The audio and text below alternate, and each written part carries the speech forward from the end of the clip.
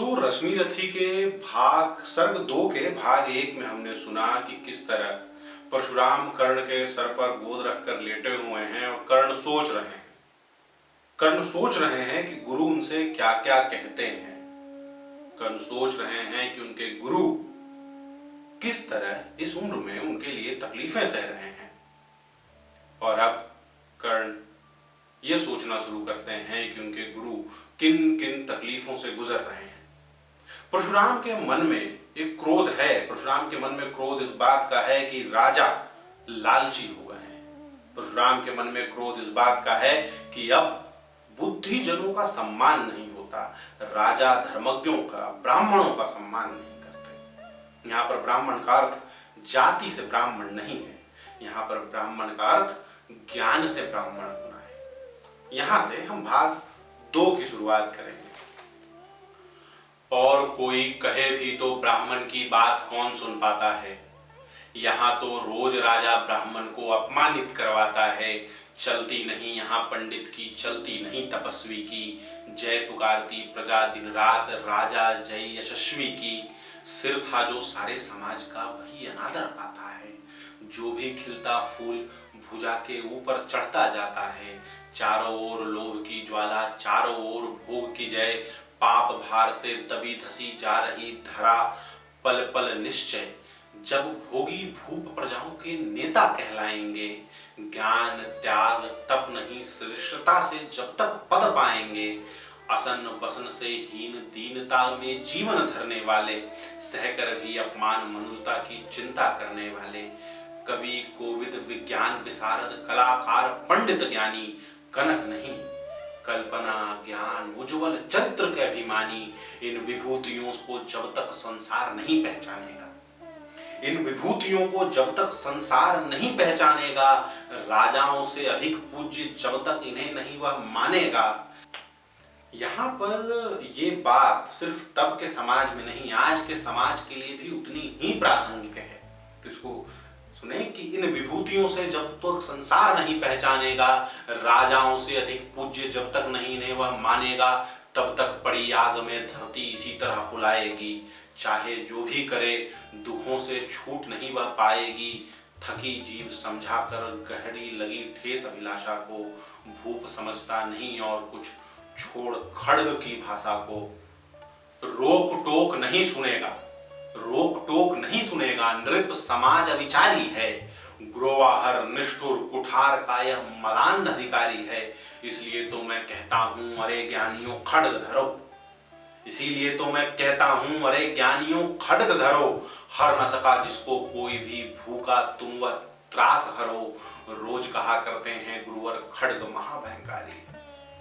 रोज कहा करते हैं गुरुवर खड्ग महाभयंकारी है। इसको उठाने का जग में हरेक नहीं अधिकारी है। वही उठा सकता है जो कठोर हो कोमल भी। वही उठा सकता है इसको जो कठोर हो कोमल भी। जिसमें हो धीरता वीरता और तपस्या का बल भी। वीर वही है जो कि शत्रु पर जब खड्ग उठाता है। वीर वही है जो शत्रु पर जब खड्ग उठाता है। मानवता के महागुणों की सत्ता भूल न जाता है। सीमित जो रख सके खड्ग को पास उसी को आने दो। सीमित जो रख सके खड्ग को पास उसी को आने दो। वह प्रजाति के सिवा किसी को मत तलवार उठाने दो। जब जब मैं सरचाप उठाकर कर्तव्य कुछ दिखलाता हूँ, जब जब मैं सरचाप उठाकर कर्तव्य कुछ दिखलाता हूँ, सुनकर आशीर्वाद देव का धन्य धन्य हो जाता हूँ। जियो जियो ऐ वत्स तीर तुमने कैसा यह मारा है। दहक उठा बन उधर, इधर फूटी निर्झर की धारा है। मैं संकित था ब्रह्म वीरता मेरे साथ मरेगी क्या। परशुराम की याद विप्र की जाति न जुआ धरेगी क्या। पाकर तुम्हें किंतु इस वन में मेरा हृदय हुआ शीतल। तुम अवश्य पाओगे, तुम अवश्य ढोओगे उसको, मुझ में जो है तेज अनल। यह विश्वास है परशुराम का जो कर्ण के ऊपर दिखाते हैं। और कर्ण अब जब शांति में बैठा है तो अपने गुरु की उन बातों को सोच रहा है। वो बातें उसके दिमाग में घूम रही है। तो दिनकर लिखते हैं कि जियो जियो है ब्राह्मण कुमार, तुम अक्षय कीर्ति कमाओगे, एक बार तुम भी धरती को निक्षत्रिय कर जाओगे। निश्चय तुम ब्राह्मण कुमार हो, कवच और कुंडलधारी, तप कर सकते हो। निश्चय तुम ब्राह्मण कुमार हो, कवच और कुंडलधारी, तप कर सकते हैं पिता माता और किसके इतने भारी। किंतु हाय ब्राह्मण कुमार सुन प्राण कांपने लगते हैं, मन उठता धिक्कार हृदय में, भाव ग्लानि के जगते हैं। गुरु का प्रेम किसी को भी क्या ऐसे कभी खला होगा? गुरु का प्रेम भी क्या ऐसे कभी किसी को खला होगा? और शिष्य ने कभी किसी गुरु को इस तरह क्या छला होगा? पर क्या मेरा दोष, हाय मैं और दूसरा क्या करता। पी सारा अपमान द्रोण के मैं कैसे पैरों पड़ता, और पांव पड़ने से क्या गूढ़ ज्ञान सिखलाते वे, एकलव्य सा नहीं अंगूठा क्या मेरा भी कटवाते वे। हाय कर्ण तू क्यों जन्मा था, हाय कर्ण तू क्यों जन्मा था, जन्मा था तो क्यों वीर हुआ।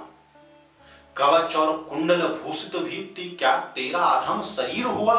धस जाए वह देश अवतल में गुण की जहां नहीं पहचान, धस जाए वह देश अवतल में गुण की नहीं जहां पहचान। जाति गोत्र के बल से ही आदर पाते हैं जहां सुजान, नहीं पूछता है कोई तुम व्रती वीर या दानी हो, सभी पूछते सिर्फ यही तुम किस कुल के अभिमानी हो। मगर मनुज क्या करे, जन्म लेना तो उसके हाथ नहीं, चुनना जाति को कुल को अपने बस की तो है बात नहीं। मैं कहता हूं अगर विधाता नर को मुट्ठी में भरकर, मैं कहता हूं कि यदि विधाता नर को मुट्ठी में भरकर कहीं छीट दें ब्रह्मलोक से ही नीचे भूमंडल पर, तो भी विविध जातियों में मनुज यहां आ सकता है। नीचे है क्यारियां बनी तो बीज कहां जा सकता है। कौन जन्म लेता किस कुल में आकस्मिक ही है यह बात।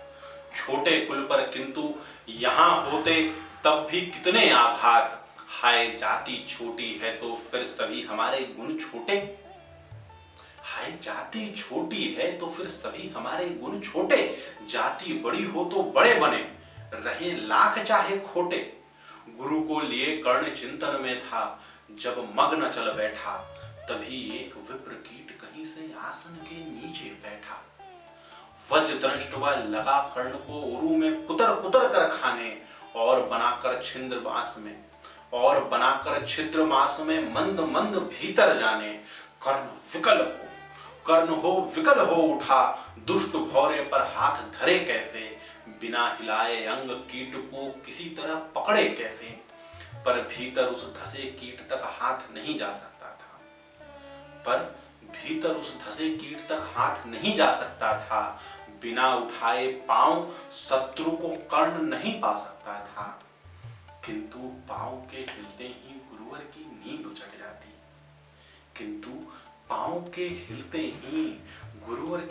उचट जाती।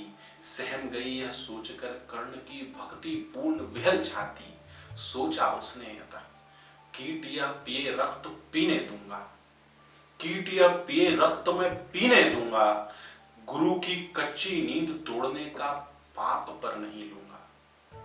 बैठा रहा जल आसन से कर्ण बहुत मन को मारे, आह निकाले बिना सीला सी सहनशीलता को धारे। किंतु लहू की गर्म धार जो सहसा आन लगी तन में, परशुराम जग पड़े रक्त को देख हुए विस्मित मन में। कर्ण झपट कर उठा अंगुलियों में गुरु से आज्ञा लेकर, बाहर किया कीट को उसने झट में से उंगली देकर। परशुराम बोले शिव